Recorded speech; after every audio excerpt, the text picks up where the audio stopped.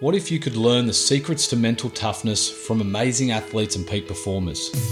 I'm Dan Rixon, owner of Prime Mind Coaching and host of the Mastermind podcast. In this series, I sit down with extraordinary individuals from elite athletes to successful entrepreneurs to uncover the tools and strategies they use to navigate challenges and achieve greatness. We'll explore the power of resilience and high performance and discover how to take control of your thoughts, transform obstacles into opportunities, and achieve peak performance and well-being in all areas of your life. This is Mastermind, your guide to unlocking a life of purpose, resilience, and success. Subscribe now and join us on this journey. 183 NRL games for Dragons, Panthers, Sharks, and Rabbits, 6 Origins, 1 Prime Minister's 13, and a first grade premiership with Penrith in 2003.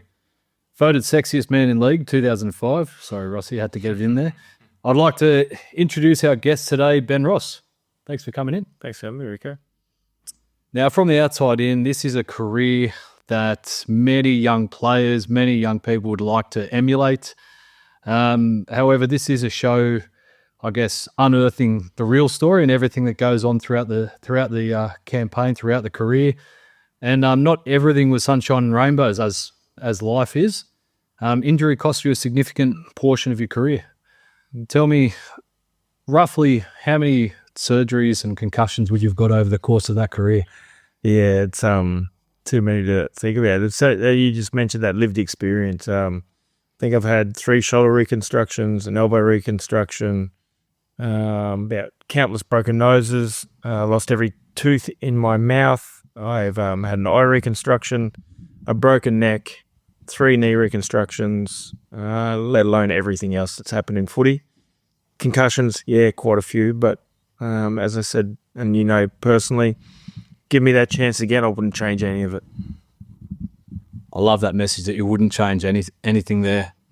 I guess all that sort of stuff's quite well publicised, your stats, your numbers. Tell us something that isn't overly publicised. Tell us a little bit about your upbringing and your greatest influences. Yeah, so a lot of people, most people know that I came from Queensland. I came from a working class family. They worked 18, 20 hours a day, 7 days a week in the news agency game just to put food on the table for the family. I think that's where I learnt my work ethic from my mum and dad. But one of the things later on in life, so when I was about 10 or 11, we moved to the Sunshine Coast, where it gave me an educational background more than just waiting to see what happened. And that was probably the thing that I learnt the most, is that my old man worked harder and longer just to be able to do those things for me. He moved on to the farm as well, where I suppose when we talk about toughness, physically, mentally, that's where I've learned a lot of things. It's very demanding, and that's why you see, and I love saying it to New South Wales people, but country people are tougher. It's so much tougher. That's why they're better football players and better people. Well, we'll leave that one alone. But you say they're tougher. What makes them tougher? Just the understanding that it is you and you alone. You work as a team. So like my father and I would get down to the farm. I got to do my schooling. Then on weekends, I'd be out there fencing paddocks with my old man, and it'd be from dusk till dawn. And then, it was one of those things that you knew you had to get it done. There was nothing stopping you. Like, you had to be there. You had to just get things done and get it. And that's your reward. You finish it, you get to finish early. But yeah, there were days where I thought we'd be working for an hour or two and we'd be there for 12 to 14 hours. And that's where that resilience comes in. You know that you've got to be there for, and obviously for me, it was the family environment. So being there with the old man was a good thing. It taught me a lot of life lessons. It sounds like in that upbringing, there was no grey area. It's black and white. My life is black and white. There is never any grey. So whether it comes to sport, life, business, raising my kids, there is no grey matter. It is black or white. You've seen it, especially with my daughter and my youngest son, is literally structure. This is it, and this is the way we live. You mentioned resilience a moment ago, and it's a word that we allude to a lot in schools, in growing up, in sport. To you, what does resilience mean? It's funny. It's a word that so many people can misunderstand. For me, resilience comes from, and I've mentioned just before, lived experience. It's a mindset where resilience. So you learn to overcome the difficulties in life, the troubles that you face. Resilient, and some people say, "Oh, you're resilient that you can put up with the heckling and all that kind of stuff, or money troubles." I think resilience is encompassing the whole of a person, whether it be financial, family, business, work, sport, whatever it may be, friendships. But there's so many types of that resilient, but encompassing it all. And as I said, a lived experience, and I believe that in my life, I've dealt with the lowest of lows and the highest of highs. And you learn the resilience from both. Like some of my toughest times have been when my highest of highs have been there, like winning a grand final and understanding what's next. That's a scary proposition. So you mentioned all these experiences have led to you being, I guess, mentally tough and resilient. Can you learn those skills without all the downfalls? No. You've got to have the deep dark days. It's you could, I suppose, you have a certain level of resilience, but the people that you see that are, and you go, geez, they're tough, or they're doing things right, and how do they get through that? Is because they've lived it, they've done it before. I read business books on certain businessmen, and they're billionaires, and suddenly they're bankrupt, and they've got to rebuild, and they only know that because they've been there, they've done it, they've done the hard yards. And they have that faith in themselves, or that mindset that they can do it again. And I think that's like a lot of good footballers, a lot of good business people. They go to the highest of highs, but then there's the lowest of lows, and they know that they can get back there because it is the hard work that encompasses what they're about. It's an interesting concept that I've sort of talked a lot with clients lately about, is balance. Now, can you be at the top of your game with 100% balance in your life? It's hard when I actually had that conversation yesterday as well. I don't have the full balance. I always believe that I did have a balance. Like, I can cut out things whenever. I've got the mindset where I can cut things out and live a fantastic life and work hard and business is right and all that kind of stuff. But then I also have those weak moments, or I call them the rubber arms, where I could go out for one beer or a big feed, and next thing, everything blows out for a day and getting back. But that's not balance for me. So understanding to be at the top of your game, you need balance, but there's always going to be times, like, no one is perfect. I think I was listening to a podcast yesterday that said there is never the perfect person. There's always going to be that dark moment, that downfall, but it's how they bounce back and rework what they're about. And I believe that's me. I'm always trying to find a balance, and understanding that I believe that 99% of the time I do. But then, as we've seen over the last few weeks, Christmas time for me, there's that 1% that comes back. So if we were looking at a table and you've got the four legs of the table, you're in the prime of your career, you've got your football, you've got your family, you've got maybe social and something else on there. Yeah. What sort of percentage would be on the football leg? And that's the big thing, that you got to understand that you're a professional athlete. The commitment is pretty much everything is there, but intertwines with everything else. So football, and a lot of people say it's your job. I used to love football. It wasn't a job for me, but everything that I did around it was involved with footy. So believe that training and getting prepared for a game is 60 or 70% of your time. That other 30%, you're with your kids, but you're still understanding what you're doing, how you're doing it, your social life. You're not going out and drink before a game or whatever it may be. So then it takes that up to professional sport level. Preparing for a game is 90, 95%. And you talk about that other, I suppose, that other piece of the pie, that fourth leg, is like your business, your branding, how you're perceived throughout members, fans, companies, that type of stuff. And that's another big piece of the pie. And I think the best advice I ever got was that you're not going to be 100%, you're going to be 98%, 99%, and you still got to enjoy your life. I remember, and it's when I looked at signing with Melbourne, and Craig Bellamy said to me, he said, we focus so much on training, eating right, all these type of things to get you to the pinnacle, but the day before the game, we have a team barbecue where guys eat snags, sausage sandwiches, meat pies, whatever it may be. that's not healthy food, and that's the day before the game. But he said he realised that you can't be at your peak the whole time, that balance. You still got to enjoy life, because if you're not enjoying it and you're not happy, then obviously it translates into the game. So, as you said, it's a balancing act. It's a great point you bring up in terms of that word burnout comes about in life in general, work, football, anything we do.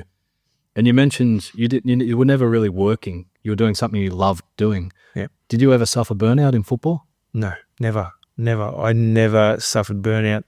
Probably people listening to this, like my coaches would say, you probably didn't train hard enough or no, but it's the thing. And everyone, you hear people say, if you love what you're doing, you never work a day in your life.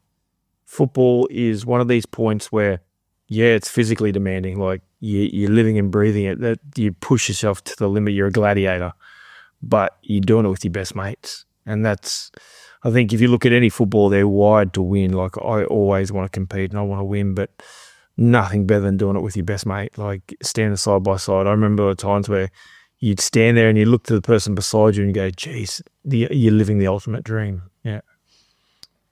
You talk about that cohesion and teamwork, that camaraderie, and as much as we hate the Queenslanders here in New South Wales, you could never write them off. What if you were talking to a team in the business world? How do you get that sort of camaraderie? It's time spent with each other. Like you just think you see that the Origin team, Queensland Origin team that won 8 in a row, it's only because they had spent so much time together. They believed in each other. They knew each other's, I suppose, strengths and weaknesses, but they were together and they believed in each other. Like that belief, you can't get that like that. It is built over time, and they had that. And as you said, New South Wales have always had a fantastic team. But Queensland just knew that they could win. They knew that there was, if something, that 1% or that moment in a game, they knew they could get ahead of it. And it's like business. If you're not working well with your team, obviously it's going to affect the business. In the work that I do at the moment, even though we work individually, we work as a team to help each other out. And you can hear on phone calls when they're talking about something, you go and give them the tip, and it changes the perspective, mindset of a colleague or whatever it may be, is to, hey, he's got my back, he's going to be here with me, and the whole environment totally changes. Sounds as though, looking at your Queensland days, but the teams that you've been involved in, it's a united front. It's a team, it's a group of people with similar interests moving forward, opposed to maybe teams that aren't cohesive or a group of individuals trying to progress on their own. Yeah. And that's when you look at professional sport and they say a club can only be as good as its front office. So like your board, your CEO, and it filters down a professional sport. And you look at some of the clubs, and the clubs I've been involved with, they've been fantastic. But you look at some of the clubs, and when the top's not right, the bottom's not going to concentrate, and they're going to go off on their own tangents. And you look at Penrith, they're one club. They are phenomenal. From the top to the bottom, everyone is equal. Everyone knows their role, and they work together. It has to be that way. Structure. I know people, and probably the younger generation now, think that things come easy. They want money quick, and they don't want to have to do the hard work to get it done. It's totally the wrong way to look at it. Structure, hard work will always win. So what's stopping other clubs from having the same success of Penrith? What have they unlocked that other clubs haven't figured out yet? Yeah, I think a lot of clubs are trying to emulate what they do, but financially, that's the first thing that comes into it. Where they say you pay peanuts, you get your monkeys. But they're the things, like you've got to put money into a business to be able to make it work. Yeah, it may run at a loss, or the profits may not be there as much as it can be, but what you're doing is you're getting the best people in the right roles to make the club go forward. And well, you look at any business, it's like that. You've got to have the right people. And if it ends up costing you a little bit more, then so be it. But that is the stepping stone. You get that right, which Penrith did. They brought in Gus Gould. He set the platform, got the right coaching staff, some of the right players, and he built around it. And look at them now, they're a powerhouse. So I'm hearing in terms of, I guess we're toing and froing between sport and business here, but basically getting the right people in, working from the top to the bottom, and everyone genuinely knowing and working together on a daily front. Yeah, but knowing your standards. So the best thing I know is that with Melbourne Storm, they always talk about their big four that they used to have, and they set a standard. If they weren't winning everything, then what's that supposed to produce for everyone below them? So your Cameron Smith was always winning every fitness drill and always doing extras, and your Cooper Cronks and your Billy Slaters and these type of people. Your leaders need to lead, so the others will follow. And it's a structure, it's a mindset, it's everything combined. It's just not a one-off. It is every day living and breathing. Okay. So you talk about the standards. When someone's, I guess, dragging those standards down, do you educate them or do you get rid of them? I believe that you educate them. Your team, if you talk about as a sporting environment in a team, you should have your leaders that will, as I said, set that standard. Notice that someone's falling off that standard. You talk to them, you make sure they're doing it, discipline them, whatever it may be. I know in our day, you step outside what was expected, then you got flogged and you didn't want to do it again. But then there's players who don't want to abide to the team culture, that type of thing, and you'll see those players move on from a club. And I think everyone understands that when you're busting your ass day in, day out for a club and a way forward for a club and someone's not doing it, then I'm happy to see them go. Yeah. And that's the culture of the clubs that I've been in has always been that way. Like your Paul Gallons, your Greg Birds, they set a culture. And as Sharks, it was a brutal culture. It was hard. You train hard and you get rewarded. And yeah, and it ended up being a great thing for them. So if people are listening to this, they're hearing leaders have to lead, makes sense. If their leaders aren't doing the job right now, what options do they have? As in the team, if the leaders aren't, everyone's accountable. And that's what I mean. If your leader's not leading, obviously that's when other leaders will step up into the spotlight. And you understand it, like you don't have to be the oldest guy in a group. You don't have to be the most knowledgeable or representative player in the team. There's some players that I know that have come in that are first year standard, but they lead the way. They're just a natural born leader. I don't think you can be a specific leader either. And you can go off on so many tangents here, but I remember that, who was it who spoke to me about it? I think it was Ricky Stewart or Shane Flanagan, and he said, "You're a leader, but you're not a verbal leader. You got to lead by example, by running the ball, doing everything right, and just being the best you can be." And then there's some guys who talk, and I suppose that's the halfbacks, like a Brett Camorley. Brett Camorley would lead with words, then actions, and yeah, it really, you've got to focus on different things. And like you said, we could go down many different avenues with leadership, but we'll finish in terms of leadership with this. Who was the best leader you played with? Jeez. And that's a hard one because, as I said, there's so many different ones. Like, if I had to say best leader on the field, by far, and that's what I mean. You play Origin, you're talking Cameron Smith, those type of players, they're all leaders. But in club footy, Craig Gower by far he would take anyone on. He was the littlest guy, one of the littlest guys in the field, but he would, backs to the wall, he would take the ball and just command whatever he needed to do. He would take the game by two hands and do it. But then you have leaders off the field.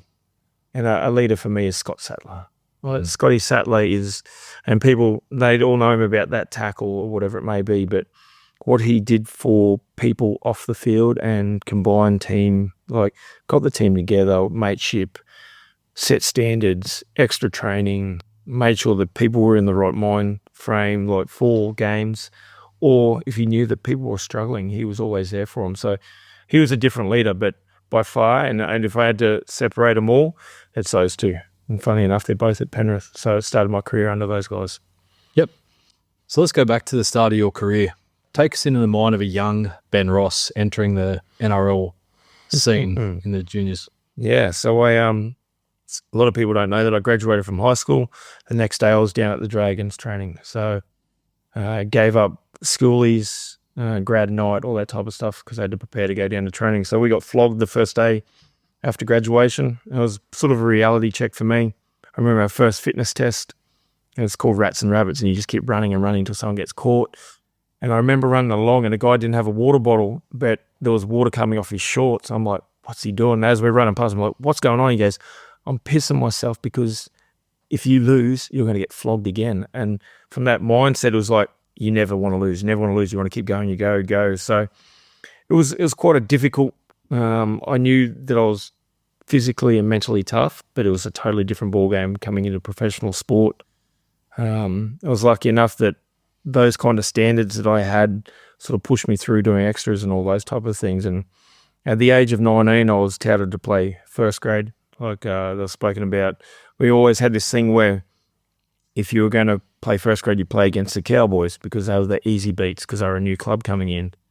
And they blood you through that way. And I remember I was getting told about potentially playing, and I snapped my shoulder, so I had to have a reco. So that was a 6-month recovery. And the next year I came back, I trained hard, got ready, and was playing reserve grade, ready to go as a 20-year-old. And Andrew Farrar came into the sheds before the game and said, listen, we just got to finish this reserve grade game and then you'll play next week against the Cowboys. So I ran out and I was captain, ran into the defensive line, twisted to turn a ball, offload, and I heard that milk carton crackle, and that was my knee. I snapped my knee in complete too. So had 12 months off, and that was pretty tough for me, knowing that I was less than 7 days away from making a dream debut for the Dragons. So 12 months recovery, coming back, and it was funny enough that I learnt so much in that time under Lance Thompson. I owe a lot to Lance. Bless his soul. He was one of those physically crazy guys that said you can do anything. And probably the other one was Anthony Mundine, because I remember doing a function with him and saying, I don't know if I can get through this. And he said, anything's possible. It's all mindset. And you hear all this bad stuff about those guys, but they're the leaders that you sort of get through. So move on quickly from that, and was playing reserve grade again and against Parramatta, and the same thing came up. If you play well, you show you're physically strong and ready to go, you'll play next week. And I smashed the front row on the other team, got into a fight. The coach dragged me off, and I thought I was in a fair bit of shit. And then he said, well done, we're not playing you because we'll beat these guys and you play first grade next week. So I realised that there's the dream coming true, but playing against the Melbourne Storm, who were probably one of the biggest physical packs that you could ever imagine. There's a lot to unpack in that introduction there. But firstly, I guess, people have setbacks daily. You get an interview, you don't get the job, you lose your job. There's things that happen on a daily basis. You're a 19-year-old who's dreaming of his first grade debut, and it gets taken away from you not once but twice. Yeah. You said you learned a lot through that time. You owe a lot to Lance Thompson. How'd you get through that time? Funny enough, Lance got me through a number of different issues with that. So later on in my career as well, but understanding that people are going to have their bad days, things aren't going to go right, but it's how you react to them. So understanding that for me, it was do anything, whatever it takes to get whatever you need. So understanding rehabilitation and training, I had to do more, but then I had to realize that because I wasn't playing first grade financially, I had to go do extra work. So I was working midnight shifts at furniture companies out of Kurnell, and then coming back, going to university, then going to football training. So just making ends meet, but it was that's where I say you talk a bit about building resilience, learning that it was the toughest thing ever, surviving on 3 or 4 hours sleep a day for a year while you're trying to rehabilitate, but also bring in money. You learn those type of things, and there's some dark days, but as I said, you got to play a sport with your best mates. Like, that's what kept me going. Sounds like there's an element of acceptance there, and once again, eliminating the grey area. You need money to pay rent, so you need to find a job. You need to do rehab to get back on the field. So you mentioned every aspect of your life is black and white. Yeah. So tell us about the story, the debut. You get to the debut, finally, biggest pack in the world. Yeah, and that's you talk about the Robbie Kearns, Steve Kearney, Rodney Howe, all these boys that, biggest pack that probably close to what I've ever had to play against. And we were a young side, we were a young Dragons side, and I remember getting out there and just the sound in Melbourne is phenomenal. They used to have the speakers with fake crowd just blaring, and you didn't know what was going on. And I remember before a blink of an eye, we'd lost the game 36-4 or something like that. And even though I was so excited about playing my debut match and I had my family down there, the thing is I hate losing. I hate it with a passion, no matter what. Even if I play my kids at basketball, I've never lost. But that thought of losing is something that drives me. I just want to win. And so after that, it was pretty demoralising. Like, I wanted to be happy, but I knew I wasn't. And we got onto the bus, and I remember sitting next to Craig Staple, my other front row partner. We're both young, we're both debuting, and one of the trainers came up and the coach, and like literally the front rowers have got to lead the way.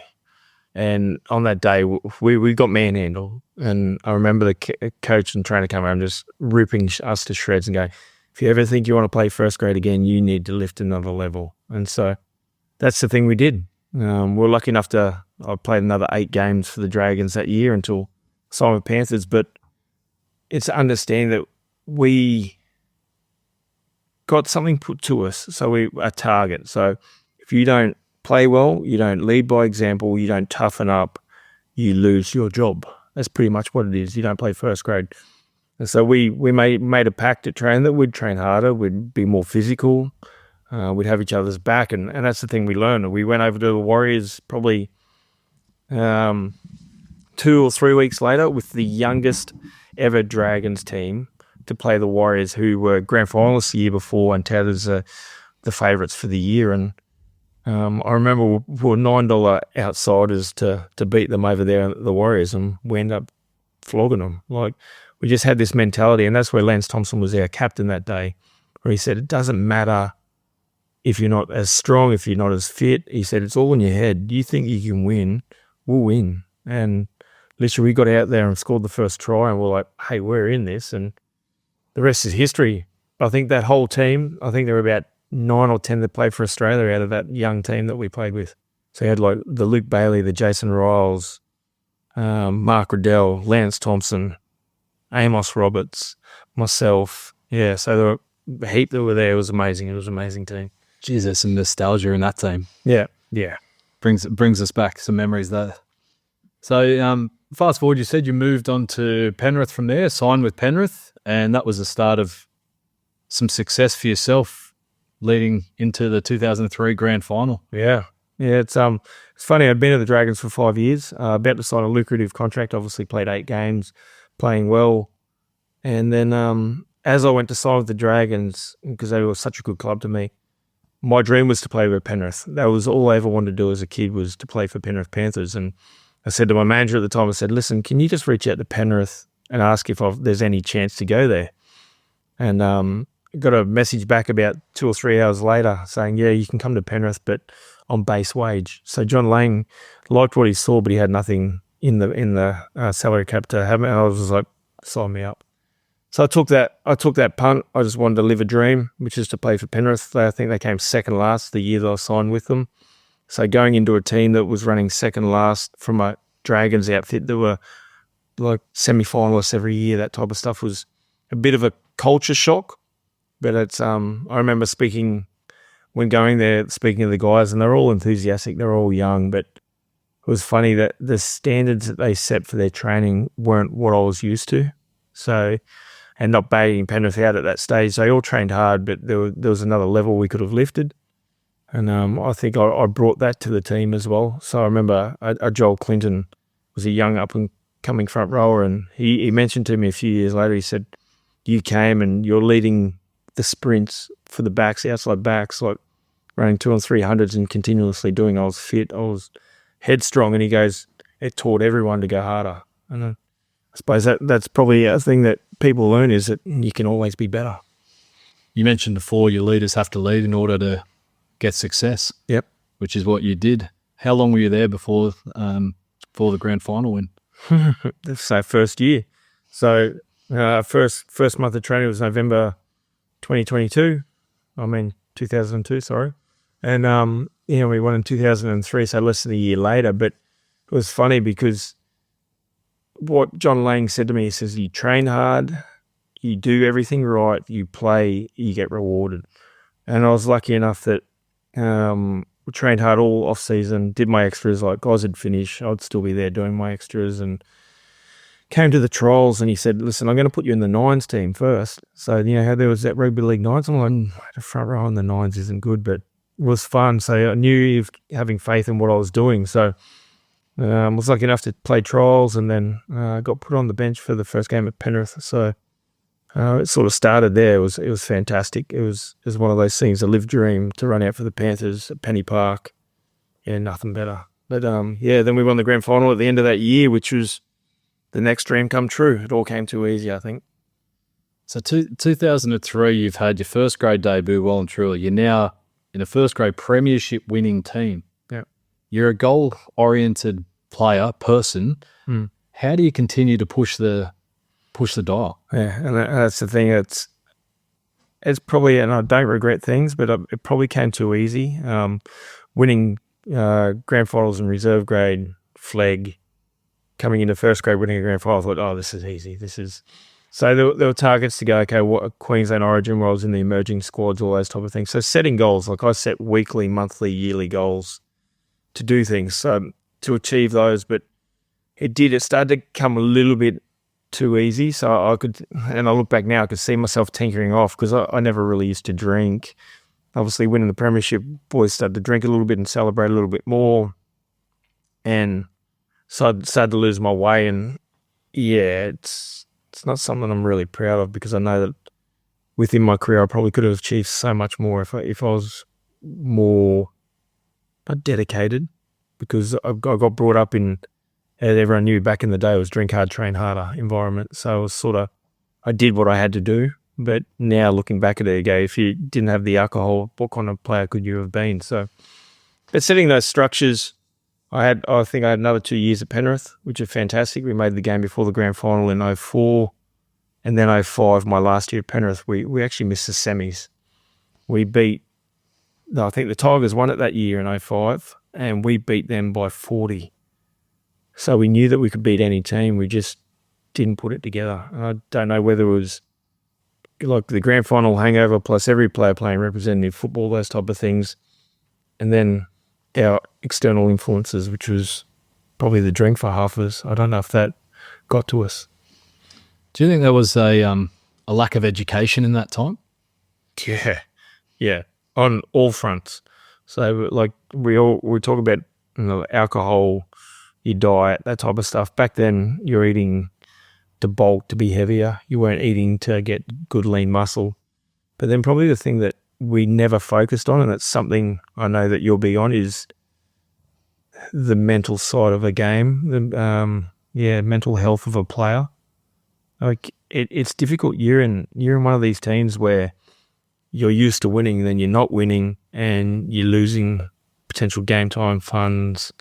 So what's the roller coaster that they're playing there? As I said, I was always used to winning. We'll go like that. Then 2005 we started to dip down. What is the focus that we sort of had there? And yeah, there was no education around that type of thing.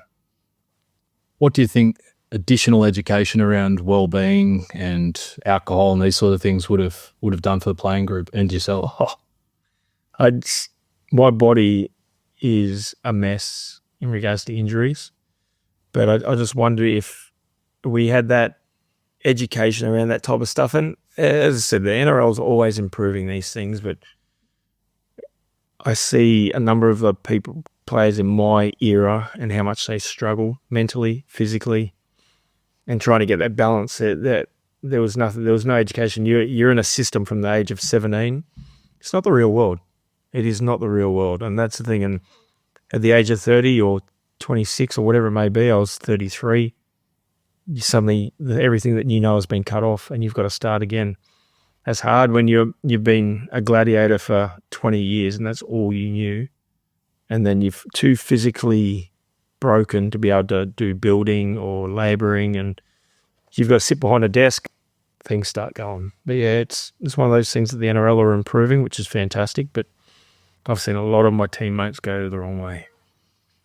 Do you think the reason I say acclimatise, everyone's obviously got their moments, but I guess throughout the course of your career, you're able to acclimatise, and even post-career, which we'll touch on shortly, because you had a a dosage of what we call the real life, or what you refer to as the real life prior to football?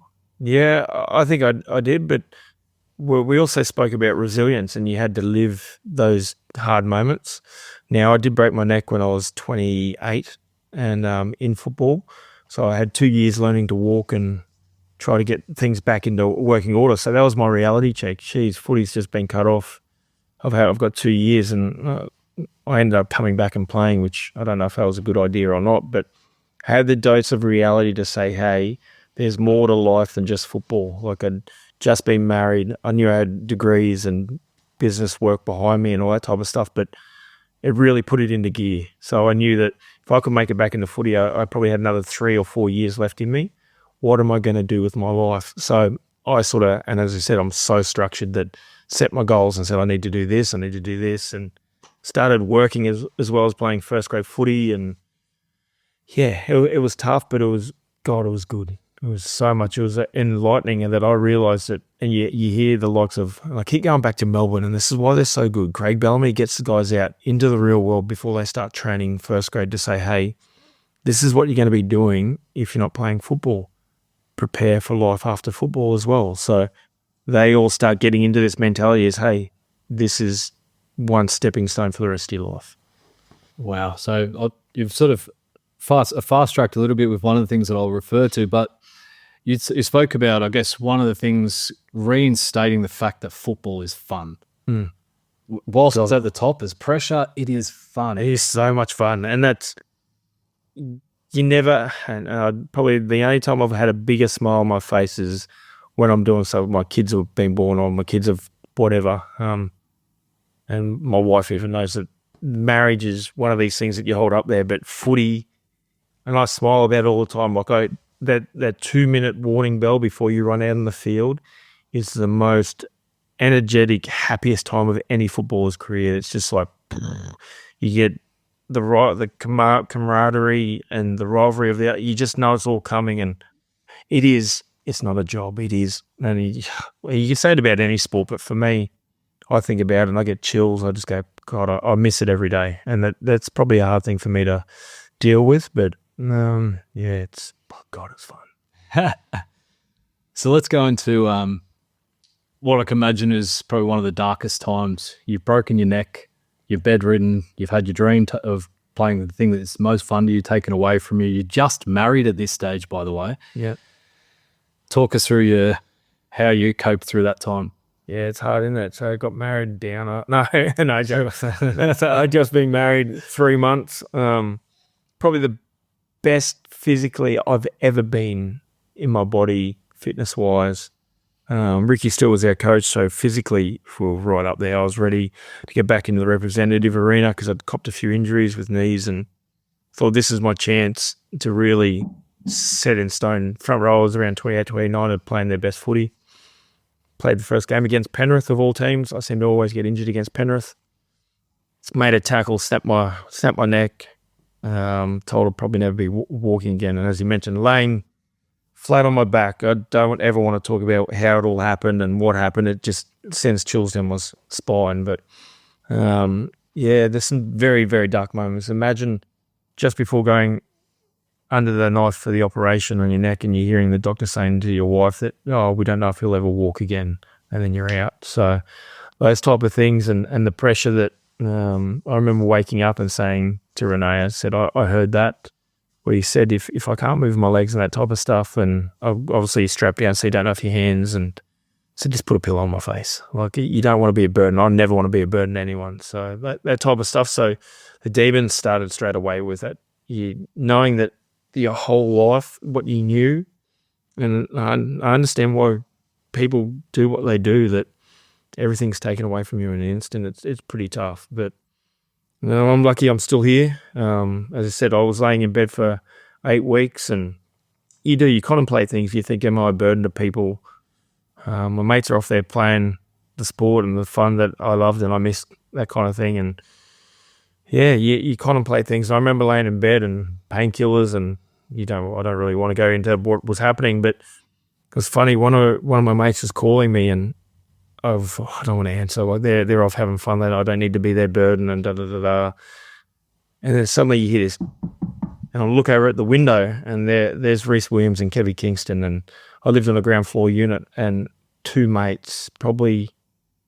Yeah, I don't want to say that it probably could have happened, but I was pretty close. Hopefully I was stronger enough in my head that nothing would happen, but those two boys, and I do say it, they probably saved my life, and they didn't know until about a year ago. So, they climbed over the balcony, the door was unlocked, and they just got in. And they just sat with me, and they understood that, like, the mateship, the camaraderie, the being there for someone, just knowing that people care about you it's a different thing. It's when you're at your darkest moment, and it's probably, I say to people, is that if you're feeling down, you realize that people around you who love you, may not realize. Like, it's funny, and you see me in the gym, I train with a guy called Dean Bowen, and mate, we give it to him every day and hammer him, and it's like we hate him, but he is one of my closest mates. Like, you love him, you do anything for those blokes, and yeah, you just to know that. And so, like, and he always says, he goes, I know you rib me every day, but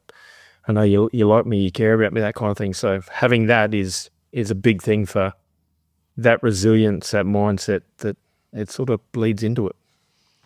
It's interesting you touch on obviously becoming a little bit recluse in your darkest times, not wanting to see people, which is what the natural instinct is. We don't want to be a burden. We don't want to reach out to people, talk to people.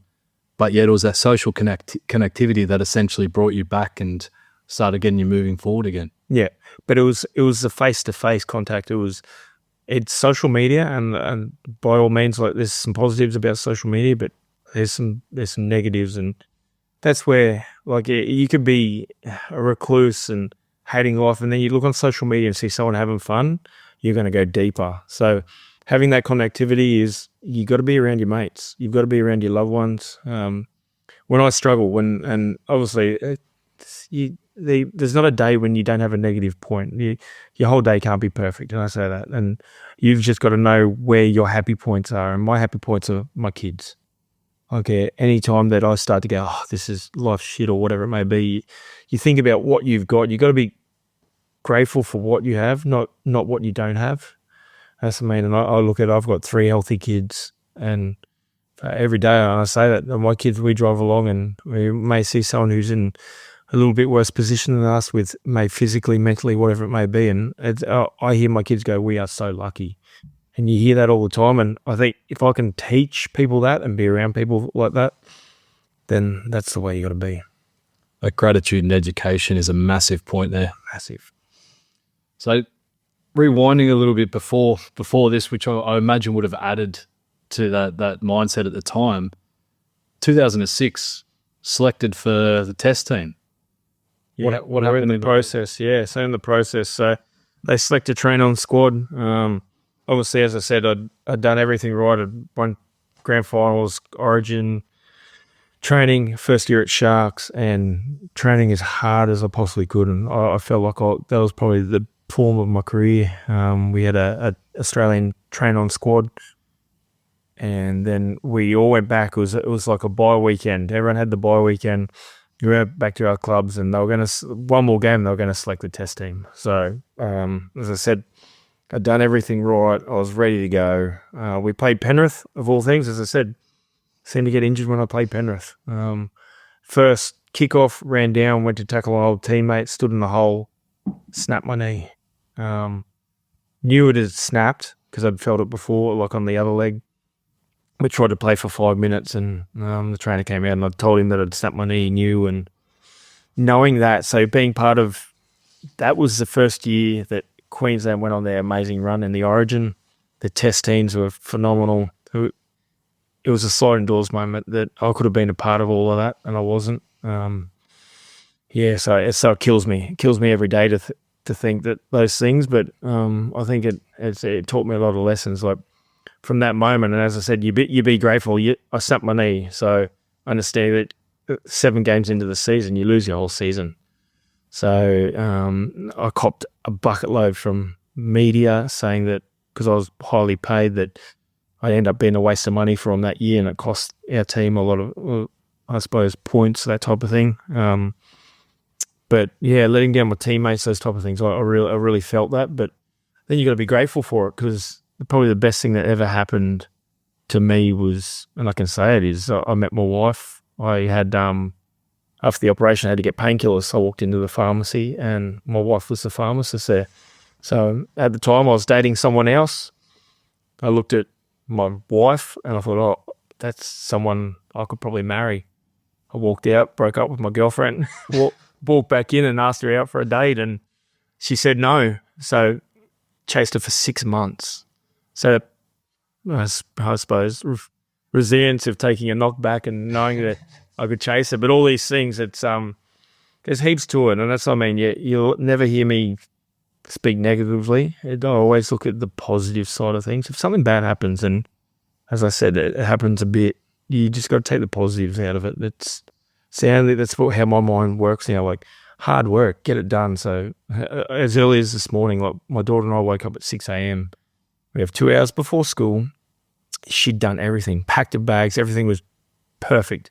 I said, okay, let's go do the yard work. Let's go pack the fridge. Let's go walk the dog around, bang, bang, bang, and got out all our chores for the afternoon. So now she can look at the day and go, well, I'm home from school this afternoon and Dad and I can go to the beach. We can do whatever. So always looking at get the hard stuff done and you can enjoy the rest of your day. What a great life lesson that is. And I guess a great way to keep your mind off your injury, chasing your, future wife. Yeah, she's was hard. And she reminds me every day. She goes, yeah, you chased me. I'm like, okay, yeah, I did. So post breaking your neck, you've done your rehab, and you still got that idea of getting back on the field. You've been told you're never going to walk again, but you've still got that idea of getting back on the field. Tell us about the journey actually getting back on the field. Yeah, tough. So had the operation, and it's probably a bit long-winded, but in 2009, so it was a difficult year for the Sharks. Ricky Stewart was coaching, but he didn't really want someone with a neck brace who'd broken their neck in the game hanging around the team. It was just it was seen as a bit of a downer. So every time the team was training, I was training at another venue. So it's pretty hard to comprehend. It was my last year on contract too. So understanding, I look at all that and go, I'm probably not going to play footy again, but I can remain fit and no contracts. And we got to Origin time, and obviously Queensland were in this big run. They were three Origin series in a row, coming to their fourth, and things were looking good for them. And that was a pain point for me, knowing that I could have been in part of all of that, and I wasn't. And John Lang, my Penrith coach when back in the day, messaged me and he goes, hey, would you like to come and watch Origin with me? Because he lived just around the corner.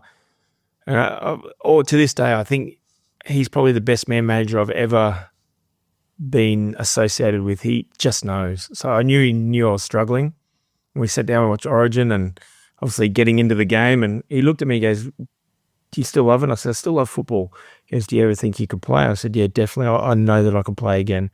And he literally put out his hand. He goes, well, you've got a contract with me at South if you can get back on the field. So he shook my hand there. So it was an instant, I've got you right now. And it just gave me hope. I knew there was a slim chance that potentially I could come back, because the surgeon said, if you train and everything heals, and maybe there is. And to South's credit, and to John and to Russell Crowe and all the training stuff, they put everything into me. So a knockback after knockback. I think I got named in the team twice in 2010 for South. And each time they named me, I had to get a scan. There was still a crack in my neck. So I'd been doing all those type of things. So 2 more operations. And I throw out all these names. And if you're a footy fanatic, you're like the Sam Burgesses. He was new at the club, but we connected and he supported me through it all. Like the person I wake up out of the hospital bed after surgery and he was there. Those type of things. So the teammate, the camaraderie, that gives you hope that you're there. So after 3 operations, I was lucky enough to be cleared, and it was probably the happiest thing I've ever heard my surgeon say, or anyone say, is that you can play football again. And to Langy's credit, he put me straight in the team and made me captain. So returned to Redfern, 40-degree day. It was quite scary, that first hit up. Before the game, I never get nervous, never get sick. I was vomiting, throw it like everywhere. And I turned to Gordon Tallis of all people, because he was assistant coach then. I said to him, what do I do? And he said, tell him to kick it off to you, and you run at the biggest fella in their team, and don't protect yourself, just run. So I did that, got flogged and got up and played the ball, and the rest is history. So you hear a lot of people, a lot of sportsmen, young sportsmen in particular, suffering with anxiety, stress, nerves. Yeah. This is legitimate concern for your health. You've just come off numerous neck surgeries. How did you, now obviously we had the advice from Gordon Tallis, how did you go leading into that? How do you get your head around that first hit up? Mm-hmm. I don't know if I was more worried about myself or about the other people around me. As I said, I don't want to let people down. So I had my wife there who had supported me and said, if you can make it back, then go. Like, she never said no. My family, like mum and dad and my sisters were down there. And then the teams, I thought, if I don't come out through this, I've let everyone down. So it was more me failing other people than failing myself. I know that I'd done everything right. And it was just an amazing thing. As I said, I never ever physically sick or things like that for games. I was just more excited, and this time I was physically sick. And I think the boys back then, you didn't really have mobile phones, but they had video cameras on me, like throwing up like massive amounts of like fluids, and yeah, it was just one of those things. But to get through it, it was one of those, hey, I've done this, I've done the training. Like, as I said, Sam and I and Mick Crocker, we trained the house down, like wrestled, fought, everything you could imagine, probably harder than any game. So I knew that I was right to go. And that's the thing I keep saying, is that you live it, you do what you have to do, and then it comes easy, that lived experience. And once I got through the first tackle, it was just like, okay, this is game on. This is a phenomenal team and a club to play for. And yeah, and I ended up playing every game that year. Wow. Yeah. So you're coming towards the back end of your season now. You've got a couple of years in, and we'll sort of allude to your time at the finish off at the Sharks, but you're starting to eye off post-football. They've tried to take it from you previously, Yeah. but now you're actually looking at, all right, what do I do after this? Yeah. How'd you go about that? Yeah. So one thing, and we spoke about Scotty Sattler at the start, is that everything you do off the field, you treat people the way you want to be treated. Everyone you meet, you remember, you treat them with the time and respect that you want to be treated with, and understanding those people have lived experiences. So business people, corporate sponsors, whatever it may be, fans, members, everyone has lived some type of life that you could probably possibly learn from. And I love learning. That's the one thing. Give me something, I'll learn it. And and I just started thinking, well, back to Scott, I'd done a heap of negotiating and talking with people and learning. Like, I'd worked for McGrath Real Estates in understanding how they position their businesses, and with Mick Crocker, and I'd worked for Telstra Countrywide in business sales, and obviously personal training, and done my courses there, then PDHP, just all these things combined. And then with 2 years left on probably my playing career, I thought, okay, how are we going to best make the most of what I'm going to do? So I'm sitting at South, knew that we probably had the squad that I probably wouldn't re-sign because their cap was too full. So I looked at my business opportunities, and everything ticked towards the Sharks. I own pharmacies in the Shire with my wife. The fans, I think, I owed a lot too after being injured. I felt like I had to go back there. So all these repaying the faith that people had in me, going back and doing that. So business-wise, learning that you got to support those who supported you, and then it comes back to you as well. It's interesting, throughout all that, you love learning. Love it. It's such a simple concept, but so foreign to so many people. Yeah. Well, it's not. People don't realize they're learning. That's the thing. Like, I talk to footy players, they go, I hate school, I hate learning, I'm like, but we just did a new drill and a new pass, and that's learning. Learning can be different. And not everyone's suited for school. Not everyone's suited for building and numbers or physics or whatever it may be, or I suppose speaking, like public speaking. Like, my wife is one of the smartest people I've ever met, but the nerves and the public speaking part of her, she really gets scared. It's not her thing, but she learns and she practices and gets better at it as she goes. So everyone's forever learning. You just need to understand what the right environment is for you. So talk about learning, education. I can imagine, not being someone who's had a professional career, but something you put everything into for so long, you then finish up. Where did you find your passion and fulfillment post-football? Yeah, that's a difficult one. Because, as I said, I want to give back to the people who've given to me. So First of all, I realised that I was doing a retirement thing with Ron Coote, who started the Men of Ling Foundation, which gives back to every man, woman and child within the game. And I was talking to him about it, and I said I wanted to volunteer for him and help out, and that's what footy players do. And he said, we actually need someone like you who has business sense, can command groups of people to get them together. And he offered me a job within the Men of League Foundation. So I thought, what better way to finish my career is to then support people within the game that supported me. So I did 4 or 5 years there, which was fantastic. Loved every minute of it. Working with ex-players and volunteers within the game and really helping the people that make our game great, which is, you get a sense of fulfillment, and it helped me settle into life outside of football, but still in it in a sense. Yeah. And it's amazing you found your ability to give back to people, to repay, which was, I guess, part of the motivating factor to go back to the Sharks. Yeah. Where did you progress after your Men in League time? Yeah, so then I realised that I'd made a number of mistakes in my career, like big mistakes that I wanted to be able to tell players about, and the best avenue for me was to go back to the Sharks. I saw a wellbeing manager's role there for the younger boys, so 15s through to 20s. And I thought that's the most influential age of a footballer, and I applied for the role.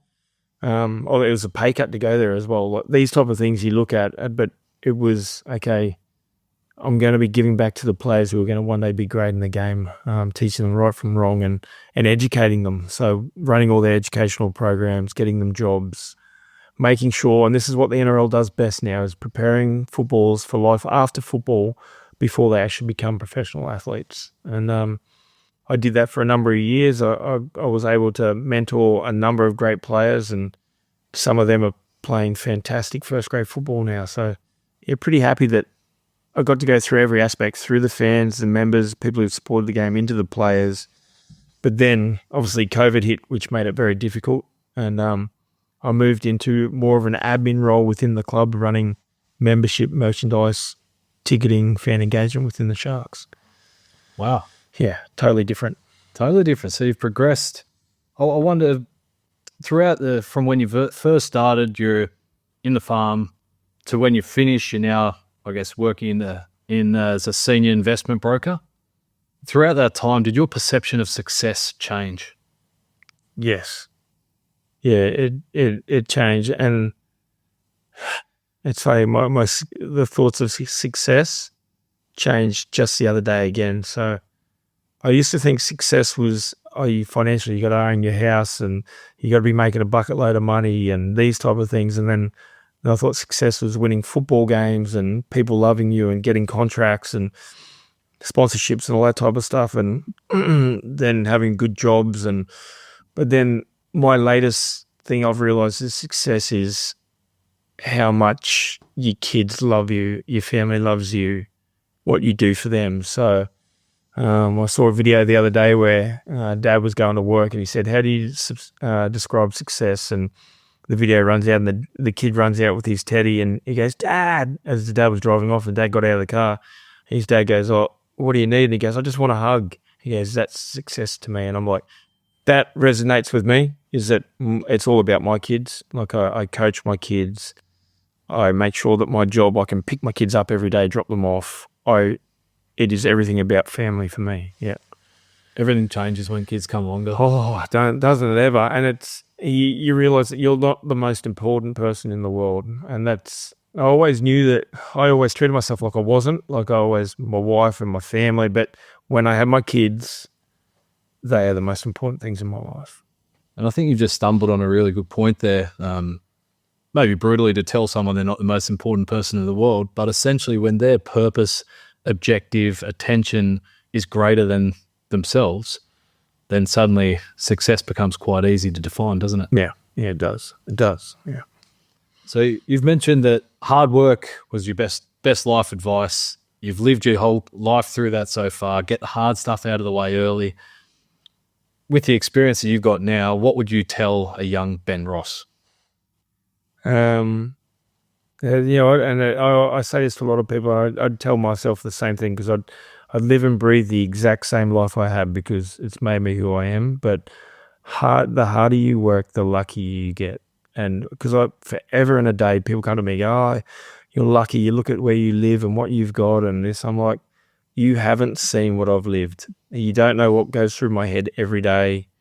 Hard work is what's going to get you there. And believe it, like you can say all these things, never give up, believe, and all the things you always hear. But yeah, the one thing my old man and to this day, he's in his late 70s, but he works harder than most people I know now at that age. And he won't ever give up. And I think that's where I've got it from. My mum's the same. But I look at these people who are struggling and I'm like, I can't get a job or I can't get this. Like, yes, you can.